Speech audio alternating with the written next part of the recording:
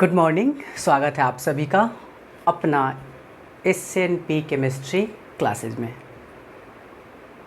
बहुलक का हम लोग पहले 5 वीडियो देख चुके हैं और मैंने आपको पढ़ा दिया है।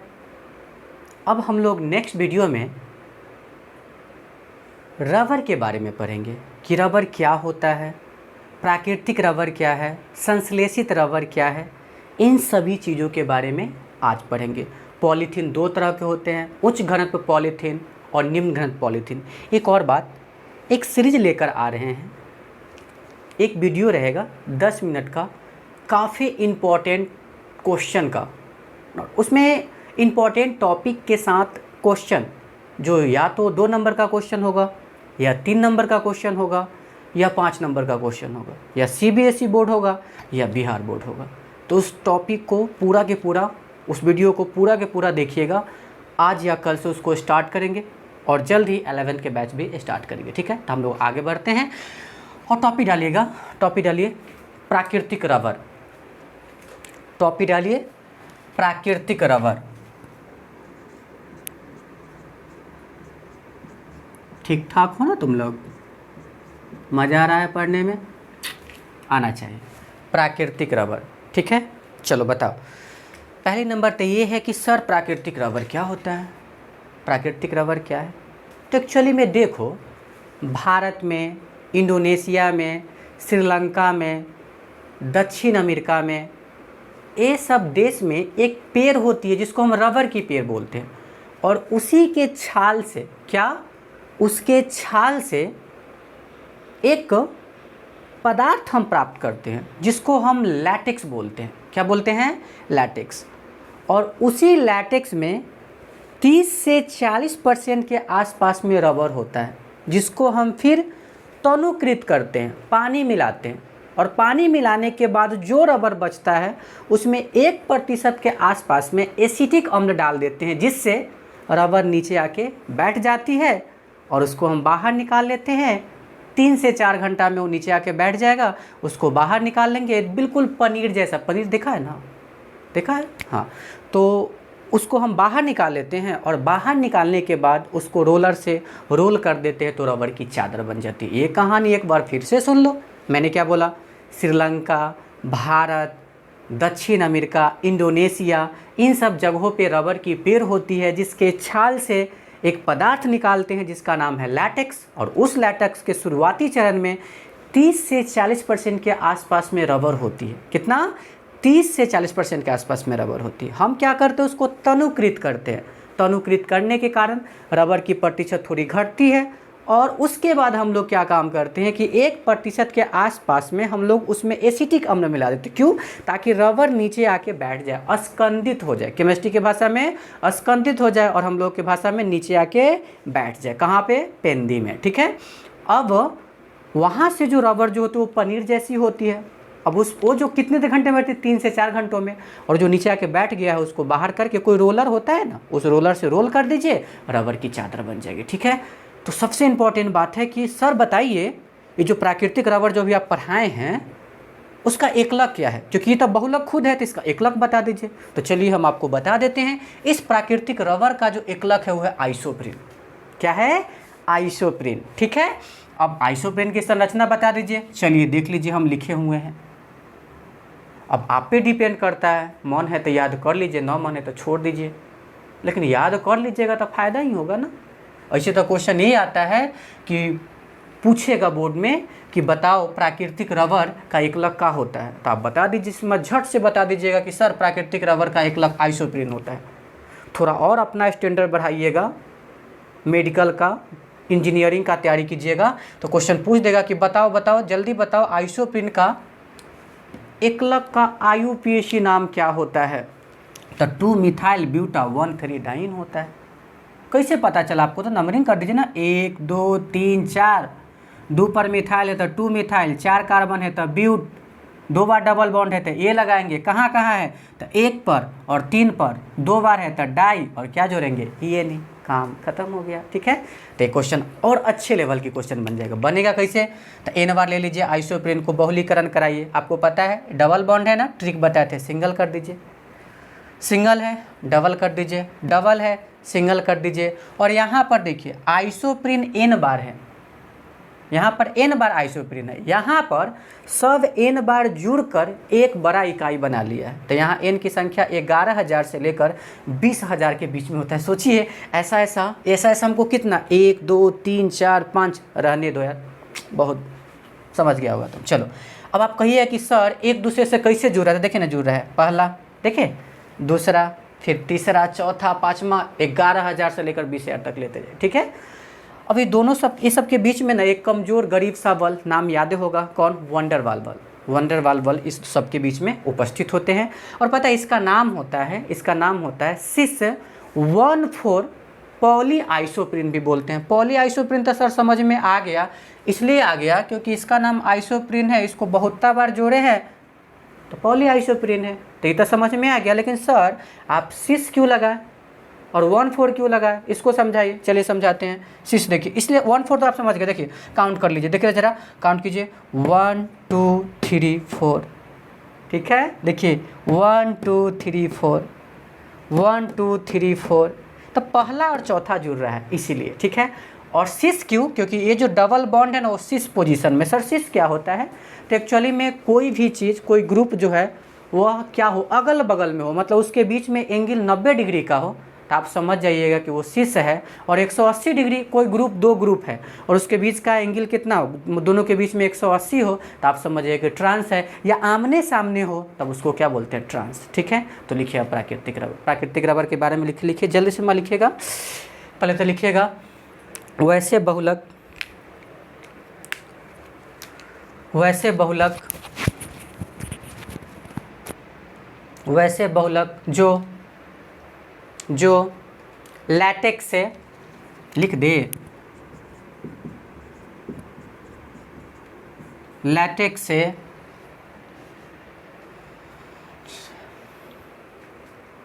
प्राप्त होते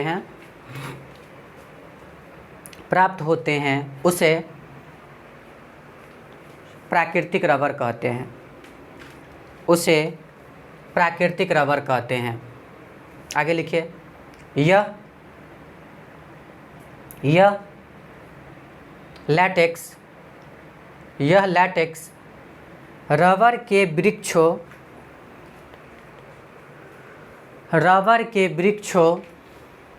के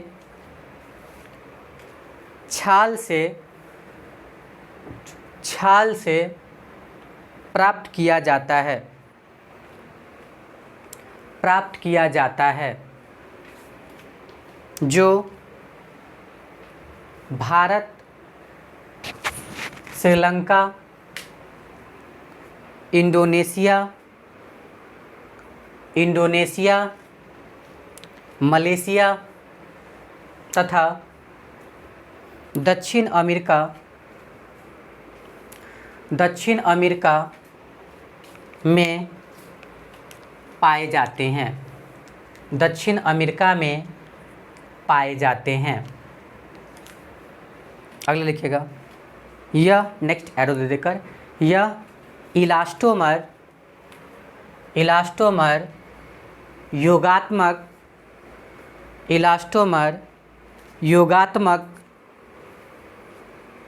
यह इलास्टोमर योगात्मक प्राकृतिक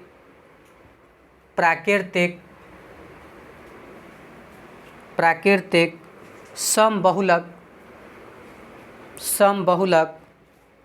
का उदाहरण है, समबहुलक का उदाहरण है। अब समझाते हैं। समबहुलक तो इसलिए है क्योंकि एक ही प्रकार के एकलक है। कौन है भाई, आइसोप्रीन, ये तो हो गया।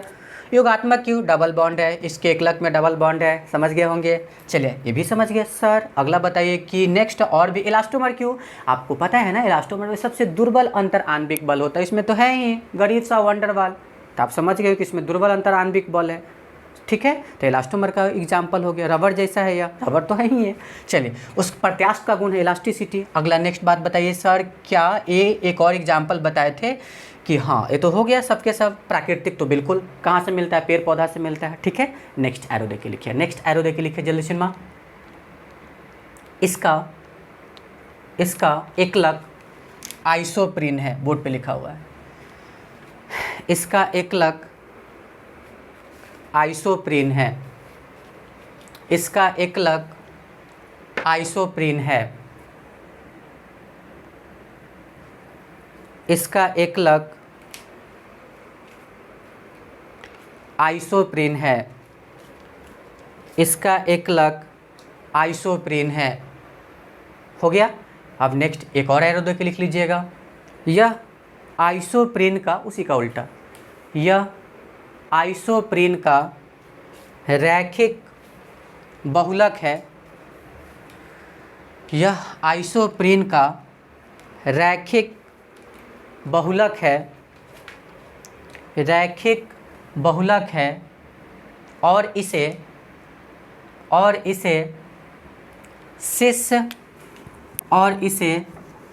सिस लिखा हुआ है बोर्ड पे 1,4 पॉलीआइसोप्रीन 614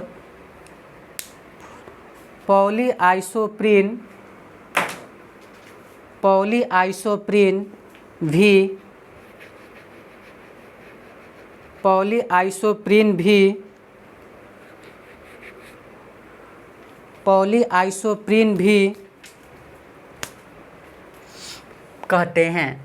614 पॉलीआइसोप्रीन भी कहते हैं। समझ गए क्यों कहते हैं, मैंने बता दिया। डबल बॉन्ड 6 पोजीशन पर है, ठीक है, और 1 और 4 से जुड़ा हुआ है, एक आइसोप्रीन दूसरे आइसोप्रीन से, ठीक है। नेक्स्ट एरो देके लिखिएगा। नेक्स्ट एरो देके इसमें लिखिए। इसमें दुर्बल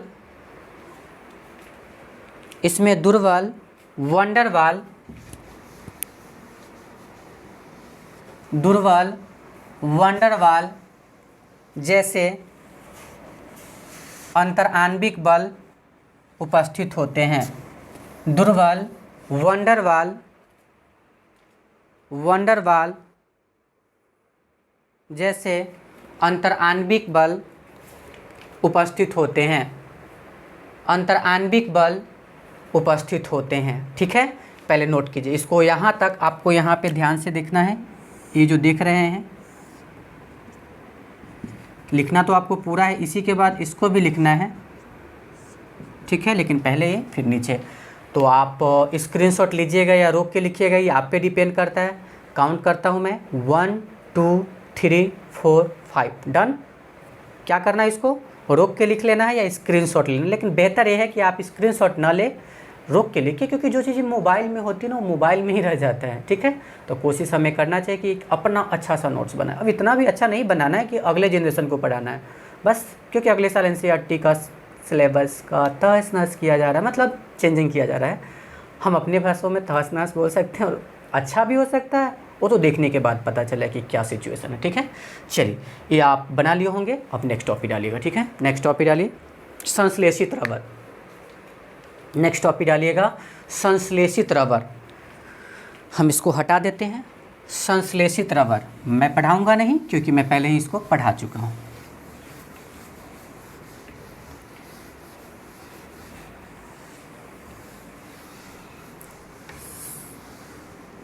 संश्लेषित रबर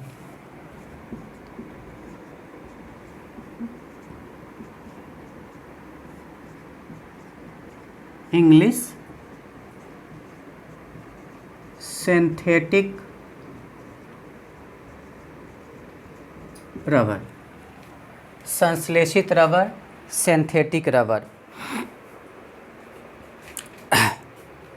लिख लिए। बताने की ज़रूरत नहीं है भाई साहब, संश्लेषित मानव निर्मित है, प्रयोगशाला में बनेगा।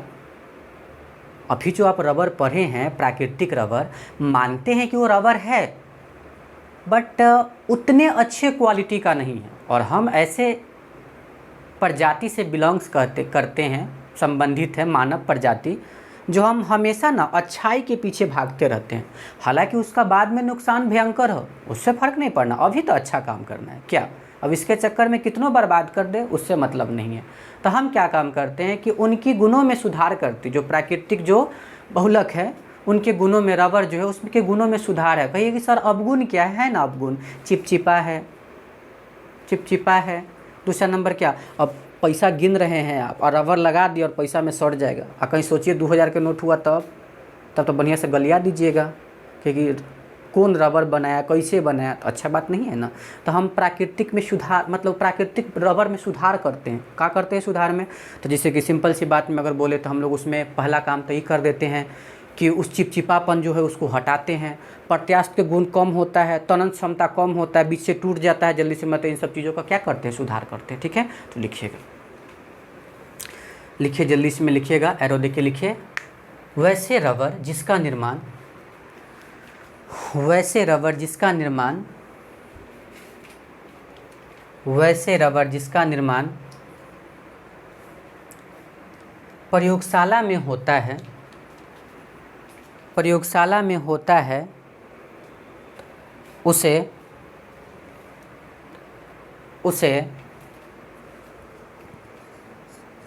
प्राकृतिक रबर कहते हैं, सॉरी उसे संश्लेषित रबर कहते हैं। वैसे रबर जिसका निर्माण प्रयोगशाला में होता है उसे संश्लेषित रबर कहते हैं, संश्लेषित रबर कहते हैं। हो गया, लिखिएगा। यह प्राकृतिक रबर के अपेक्षाकृत, यह प्राकृतिक रबर के अपेक्षाकृत, यह प्राकृतिक रबर के अपेक्षाकृत अधिक टिकाऊ, लचीला तथा कठोर होता है, लचीला तथा कठोर होता है। ठीक है, लचीला तथा कठोर होता है। नेक्स्ट एरो देके लिखिएगा। इसका निर्माण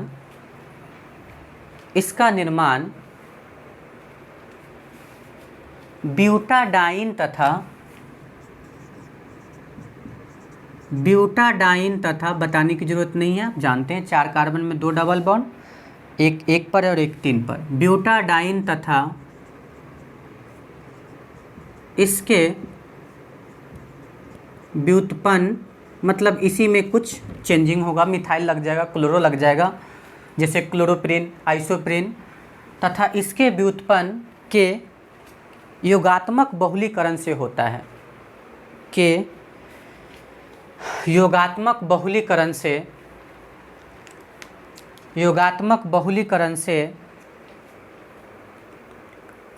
होता है, योगात्मक बहुलीकरण से होता है। हो गया, बढ़िया, कोई प्रॉब्लम। चलिए अब नेक्स्ट लिखिएगा, नेक्स्ट लिखिए। एग्जाम्पल लिख लीजिए ना, इसका एग्जाम्पल लिख लीजिए। तो एग्जाम्पल में सर इसका एग्जाम्पल बता दीजिए। तो इसका एग्जाम्पल हो गया ब्यूना एन, इसका एग्जाम्पल हो गया ब्यूना एस, इसका एग्जाम्पल हो गया नियोप्रेन। ठीक है, आएगो तो आप भी जानते हैं मज़ा के साथ, Buna N, Buna S, neoprene ETC। सांसों का चलना, गाना भी गाना है ना। हो गया, अब क्या काम करना है ये तो लिख लिए, कोई प्रॉब्लम। अब एक और टॉपिक डालिएगा, बड़ा मज़ेदार टॉपिक है, मज़ा आएगा पढ़ने में, लिखिएगा। नेक्स्ट टॉपिक डालिए, रबर का बल्कनीकरण, बकलोलीकरण मत लिख लेना, रबर का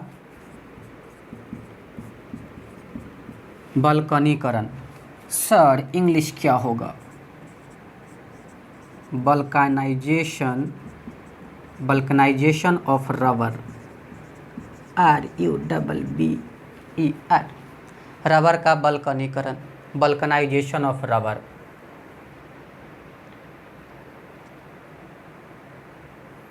तो लग रहा है का कि गलती हो गया,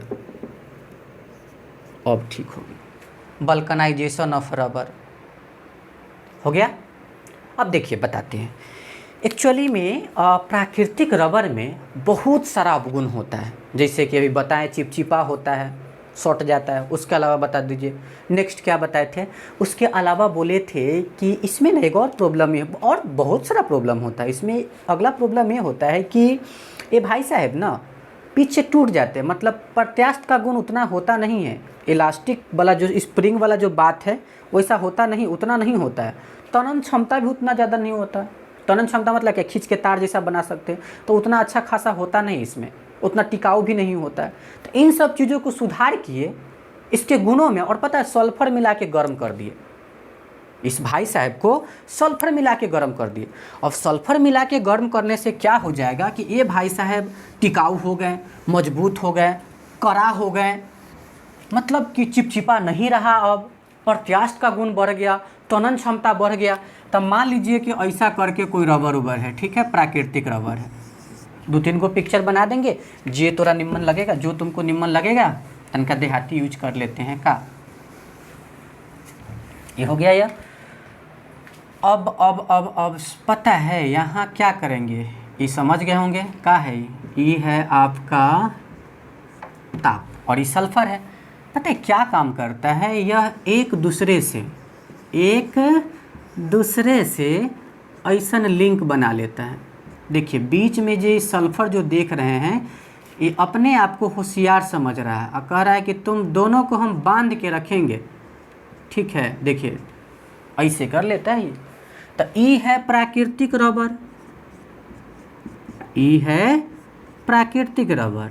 और पता है ये क्या है, ई है बल्कनीकृत रबर, बल्कनीकृत रबर है, ठीक है। आई जो प्रक्रिया जो देख रहे हैं यही है बल्कनीकरण। तो देखिए अब इससे ये करने से क्या फ़ायदा हुआ। पहला फ़ायदा तो ये हुआ कि चिपचिपा नहीं रहेगा, बीच में जो सल्फर है ना वो त्रियक बंधित बना लेगा, त्रियक बंधित क्रॉस लिंक बना लिया, ठीक है। कोई प्रॉब्लम, कोई दिक्कत तो लिख लीजिएगा, लिखिएगा परिभाषा लिखिए इसका, जल्दी से मैं परिभाषा लिखिए। वैसी प्रक्रिया जिसमें प्राकृतिक रबर के गुणों में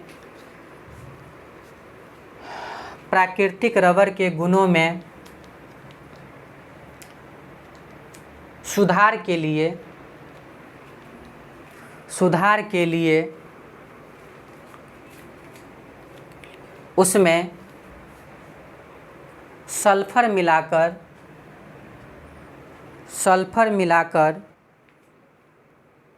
गर्म कर दिया जाता है, सल्फर मिलाकर गर्म कर दिया जाता है।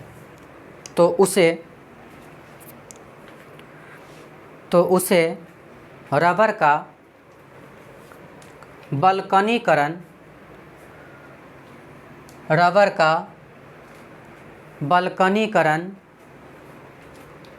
कहते हैं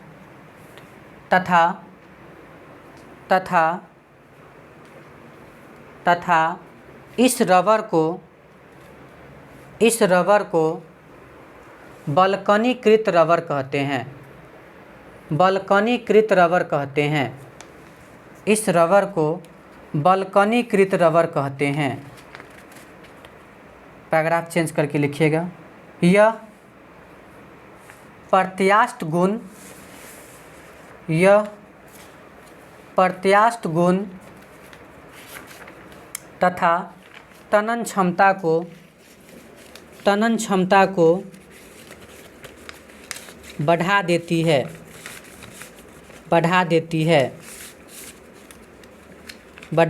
है। एक लाइन और लिख लीजिएगा नीचे। सल्फर त्रियक बंधन जालक बना लेता है, त्रियक बंधन जालक बना लेता है, जिससे रबर को यांत्रिक बल मिलता है, जिससे रबर को यांत्रिक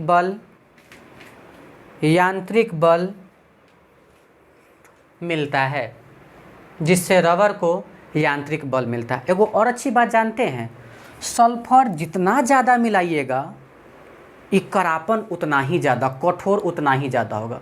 जनरली अगर आप 2 से 3% मिलाइएगा तो मुलायम ही रहेगा, लेकिन 3 से 10% के आसपास में मिला दिए तो पता है ये कठोर हो जाएगा। और टायर जो बनाते हैं जिस रबर से, उसमें 5% के आसपास में सल्फ़र मिलाते हैं। तो ध्यान रखिएगा, जितना ज़्यादा सल्फ़र मिलाइएगा उसकी करापन उतना ही ज़्यादा होगा और चिपचिपापन जो है उतना ही कम होगा। ठीक है, ध्यान रखिएगा। कितना टायर में कितना प्रतिशत मिलाते हैं? 5% के आसपास में। और कठोर होने के लिए क्या शर्त है?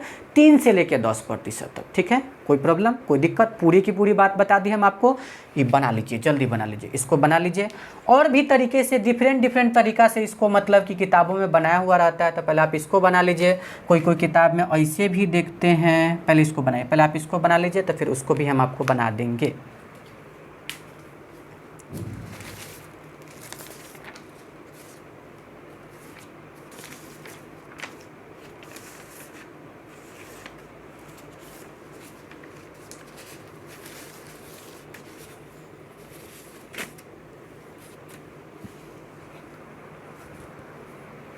बना लिए होंगे।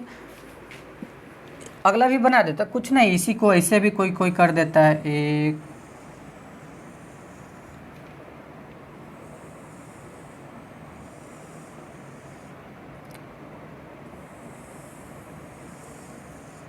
ठीक है, अब यहाँ पर क्या करना है? सल्फर मिला के गर्म कर देना है।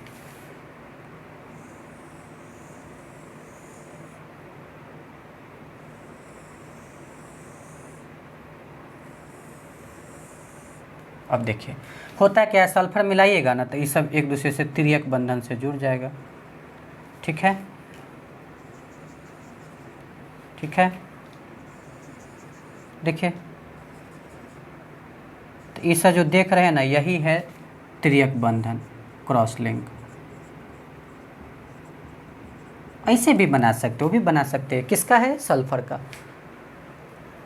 तो हम काउंट करते हैं, एक और बता देंगे जो एनसीईआरटी में बनाया हुआ है। जल्दी सिनेमा 1 2 3 4 5 डन, रोक के या स्क्रीनशॉट लेकर। ठीक है, चलिए एनसीईआरटी में कैसे बनाया हुआ है।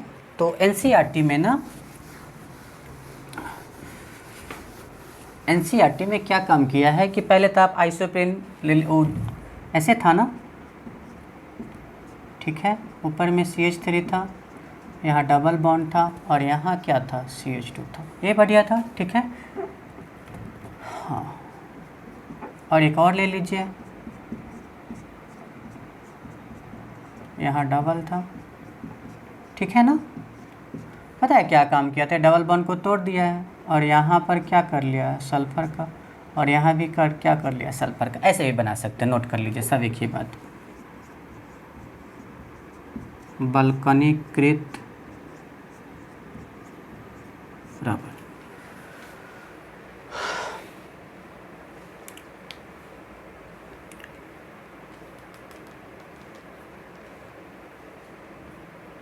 काउंट करें, 1 2, रोक के या स्क्रीनशॉट, 1 2 3 4 5 डन।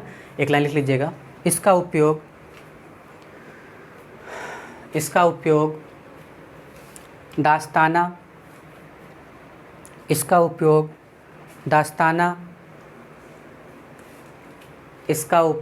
दास्ताना, रबर की नली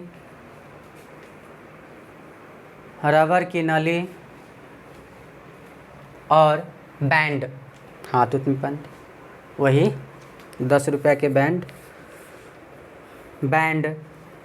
बनाने में किया जाता है। ये नहीं शादी ब्याह वाला बजा मत देना, नागिन डांस पे झूम रहा है। ठीक है, बैंड के निर्माण में या बनाने में किया जाता है। कोई दिक्कत, कोई प्रॉब्लम? अब दोनों में अंतर लिख लीजिएगा। तो लिखिएगा प्राकृतिक रबर तथा बल्कनीकृत रबर में अंतर। प्राकृतिक रबर तथा बल्कनीकृत रबर में अंतर। प्राकृतिक रबर तथा बल्कनीकृत रबर में अंतर। प्राकृतिक रबर तथा बल्कनीकृत रबर में अंतर। एक साइड में लिखिएगा प्राकृतिक रबर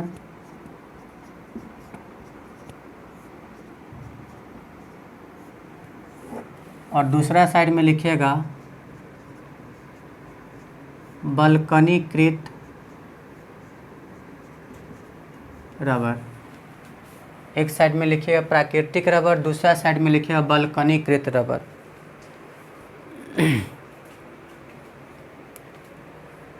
प्राकृतिक रबर, दूसरा साइड में लिखिए बल्कनीकृत रबर। चलिए प्राकृतिक रबर का फर्स्ट पॉइंट डालिएगा, लिखिएगा पहले इसमें यह मुलायम होता है, यह मुलायम होता है। इधर लिखिए यह कठोर होता है, यह मुलायम होता है। बल्कनीकृत में लिखिए यह कठोर होता है। हो गया। दूसरा लिखिए यह चिपचिपा होता है, यह चिपचिपा होता है, यह चिपचिपा होता है। उधर लिखिए यह चिपचिपा नहीं होता है,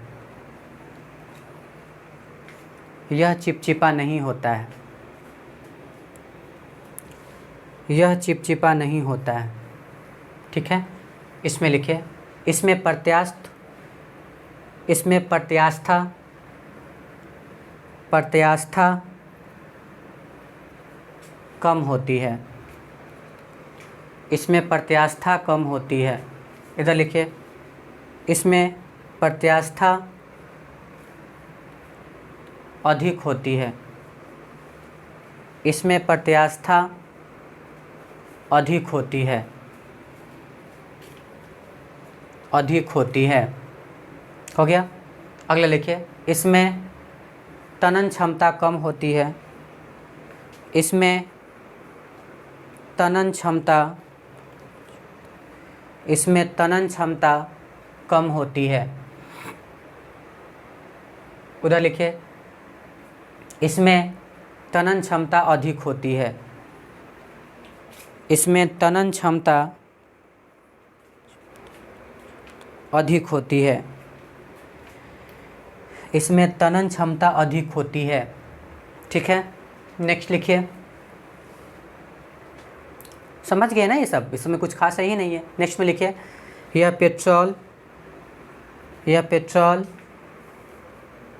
ईथर, पेट्रोल ईथर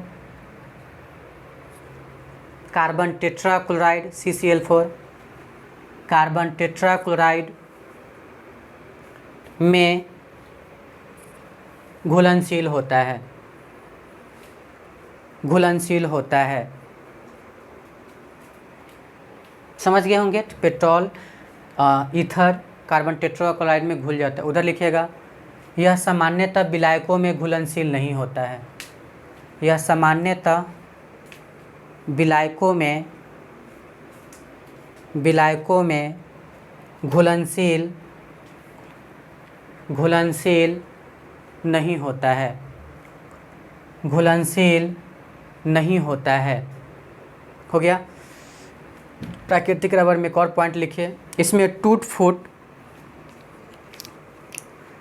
इसमें टूट फूट के प्रति, के प्रति कम, कम प्रतिरोधकता, प्रतिरोधकता होती है, इसमें टूट फूट के प्रति कम प्रतिरोधकता होती है। भाई ये मतलब जल्दी टूट फूट जाते हैं सिंपल भाषा में। इधर लिखिए इसमें टूट फूट के प्रति, टूट फूट के प्रति अधिक, अधिक प्रतिरोधकता होती है।